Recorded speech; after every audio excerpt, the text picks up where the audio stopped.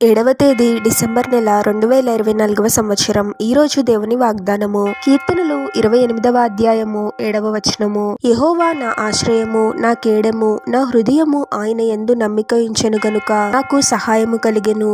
కావున నా హృదయము ప్రహర్షించుచున్నది. కీర్తనలతో నేను ఆయనను స్తుతించుచున్నాను. సహోదరి సహోదరులారా, ప్రభువే మనకు ఆశ్రయము. ఆపత్కాలంలో ప్రభువు నమ్ముకొనదగిన సహాయకుడు. కేవలము మనుషులను ఆశ్రయించడం వలన మనకు సహాయం దొరుకుతుంది అని చెప్పలేము, కానీ ప్రభువుని ఆశ్రయించే వారికి ప్రభువే అద్భుతంగా సహాయం చేస్తాడు. ఈ లోకంలో మనకు ఎన్నో శ్రమలు, పోరాటాలు ఎదురవుతూ ఉంటాయి. అపవాది ఎన్నో విధాలుగా మనల్ని విశ్వాసంలో బలహీనపరచాలి అని ప్రయత్నిస్తూ ఉంటాడు. అయితే మనం ప్రభువుని బట్టి, ప్రభు యొక్క శక్తిని బట్టి నమ్మకాన్ని కలిగి ఉండాలి. పరిస్థితులను చూసి భయపడకూడదు, కానీ ప్రభుపై గొప్ప విశ్వాసాన్ని కలిగి ఉండి ప్రభు సన్నిధిలో ప్రార్థించాలి. ఎప్పుడైతే మనం ప్రభువుని హృదయపూర్వకంగా విశ్వసిస్తామో ఆశ్చర్యరీతిగా ప్రభు యొక్క అద్భుతమైన మార్గాన్ని తెరిచి మనకు సహాయం చేస్తాడు. మన దుఃఖాన్ని సంతోషంగా మారుస్తాడు. అయితే ప్రభు చేసిన ఏ ఉపకారాన్ని మనం మర్చిపోకూడదు. ఏదో మనకు మేలు జరిగినప్పుడు మాత్రమే స్తుతించే వారముగా కాకుండా ప్రతి పరిస్థితిలోనూ ప్రభువుని హృదయపూర్వకంగా స్తుతించగలగాలి. ప్రార్థన.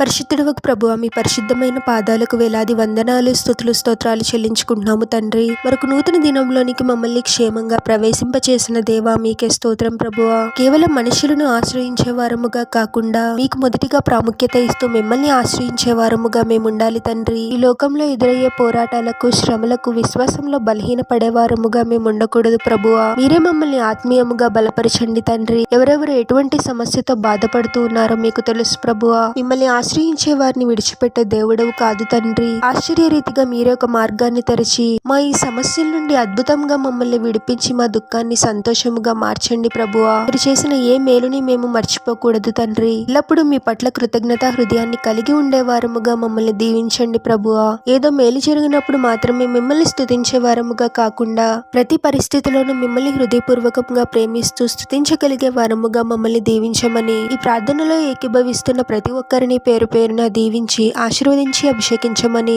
వారు చేసే ప్రతి పనిలో మీరే వారికి తోడుగా ఉండి వారిని అన్ని కీడుల నుండి, అపాయాల నుండి మీరే వారిని రక్షించమని ఈ మా మనవులన్నీ యేసుక్రీస్తు వారి పరిశుద్ధ నామంలో అడిగి వేడుకొనుచున్నాము తండ్రి. ఆమెన్.